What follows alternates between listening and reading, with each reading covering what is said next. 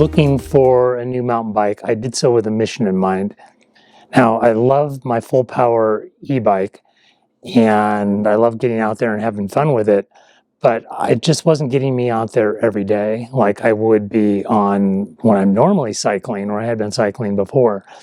And what I realized, it was that sense of accomplishment or working rather than just playing all the time on my fitness and my skills that I was missing. That's what gets me out there every day cycling. So in one of my last videos, I asked people for their thoughts on what type of bike I should buy, perhaps to address this situation. And I got some interesting comments about mid-power e-bikes. And it got me looking at them. I ended up buying one. I'm going to tell you about it and tell you why I bought that bike and what I think of it. My approach in putting these videos together comes from my engineering background, and I've worked in R&D for most of my life. I'm now retired, and putting these videos together is something I enjoy. I really enjoy this approach, and I enjoy the comments that I get from the viewers of the videos, and I like responding. That's part of what makes this an enjoyment for me. If this is an approach you like, please subscribe.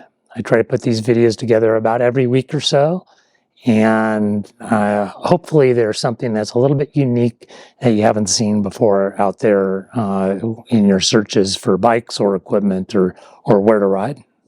If you watched my video last week, you saw my philosophy on the different types of mountain bike riders there are. You may or may not have agreed with it, but I described really 3 types of riders. And I also said that I am all 3 types of those riders. One of those types is the type that really likes to get out there for the purpose of fitness and enjoyment of nature. And for me, that also includes the solitude of nature, smooth, quiet activity. And I wasn't really getting that with my full power e-bike. And although I continue to ride that and really enjoy it, I decided to move towards a mid-power e-bike to try to get that type of sense of accomplishment and fitness back into my mountain biking. I do have a gravel bike, which I ride for fitness. And so what I'm really after is something I can ride on mountain biking trails for that same fitness. Now, I live in the mountains. We have some pretty long loops out here that I enjoy. So doing that on a fully human-powered bike was getting to be a little bit much for me. I'm really not able to make those routes in the time that I want to, and it puts a little bit of stress on me that I'd rather not have. So getting a little bit of power assistance was something that was appealing to me, and that's what led me to the mid-power bike. So what is a mid-power e-mountain bike? For me, it's something that's about 40 pounds, so pretty lightweight. I can lift it up in the air pretty easily. It's quiet, so I get the solitude of a mountain bike ride that I would get with my pedal-only bike. And most importantly is the natural pedaling feeling that you get from a bicycle. And I want to get into a little bit of that because that's what led me to make my choice. And it led me to focus on the motor rather than the rest of the bike or even the brand of the bike. So I decided on the TQ motor, and I'm going to do a full review on that motor in a future video. But for this video, the reason I chose the TQ motor is it's quiet, it's compact, and it delivers its power very naturally. The way that I would expect my legs work is the way that that motor works. And I'm going to tell you a little bit about that. I'll do much more in my review of the motor, but let me give you a quick overview of my feelings on that. So the way our legs work is when we push on the pedal, we're creating torque. As our cadence starts to increase and we move faster and pedal faster, the amount of torque or force we're able to put on the pedals goes down, and it's almost linear. So the faster you pedal, the less force you can put on the pedal each time it goes around. That's how our legs work. So a motor can work differently than your legs. The motor can be designed to provide torque constantly throughout the RPM range. So as the RPM goes up, the motor keeps putting force on the cranks, more so than your legs would be able to. And the way that feels on the trail is you're coming up to a hill, you're getting assistance from the motor. You hit that hill, you're still pedaling at the same rate. You start moving up that hill and the torque starts to increase. And that creates a requirement for more power. It uses more battery, and it brings you up that hill much more quickly than you would if you were pedaling. Now, if you're on a regular bike without a motor, you'll notice as soon as you hit a hill, things get a little slower and get slower very quickly.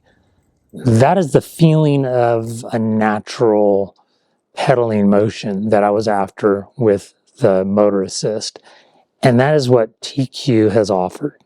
So on the TQ motor, you're getting assistance as you go along on the trail, and as you start heading up that hill, you start to feel things really slow down and you're really having to put a lot of effort in. You're still getting assistance from the motor, but as your cadence starts to reduce, you'll see that assistance, the amount of power that you're able to put out is still similar to what your legs would be able to put out. It's interesting because most reviews I see on motors talk about the power output, and when it starts to have that decrease in power as somebody's going up the hill or what seems like a weak motor, it gets a negative review. And it's actually what I was after. I wanted something that has that natural feeling. So I chose the TQ motor, and once I had chosen the TQ motor, I started to look at their website at what bikes they support. So TQ, if you're building a bike, you can't build it for every motor out there. They're not, unfortunately, built to be interchangeable. So your bike is going to match the motors. If you go to the TQ website, it will list the bikes that they work with, the bike manufacturers that they work with, who sell bikes with their motors. And there were several bikes on there that looked really appealing. Unfortunately, I couldn't ride all of them. I would really love to, but some of them aren't even sold in the US. This is a German company. But the German company was first approached by Trek. And so Trek ended up using their motor first. So the Trek EXE is the bike that Trek put their motor in, and it is the bike that I bought. It's been around for a couple years, and I bought this model year. I bought the Trek EXE 9.8. It had some of the other components on it that I wanted, but most importantly, it had the TQ motor. I will do a full review on this bike and this motor in the near future, but I'm going to give you my first impressions, and I've taken it on several rides now. On my first ride, I recorded my impressions, and I'm going to share that with you right now. This is my first ride on the Trek Fuel EXE that I just bought that has the TQ motor. My first thought was, oh, I think I can hear it. Then I realized, no, that's just the hum of the tires. As I was riding down a hill or got on some flats and the speed increased, I thought, I wonder how fast I'm going. Looked down and I was going like 23 miles an hour.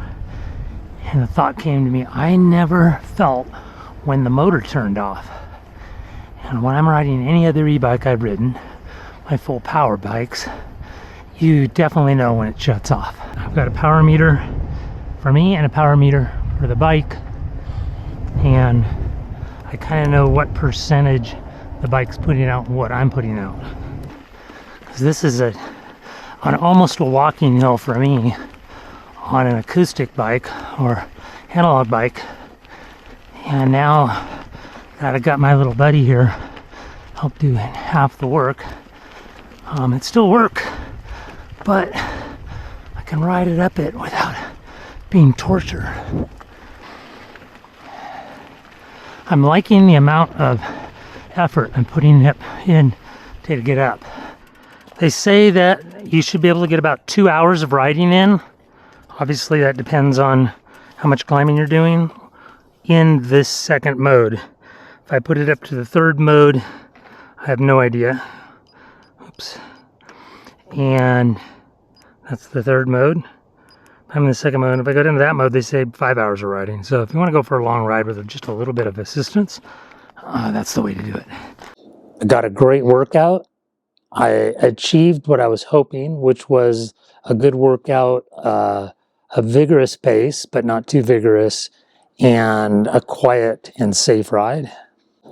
So as you can see how I'm dressed, the winter is slipping into the Sierras here in Tahoe. We had our first bit of snow last night, but I'm still able to get out on the trails.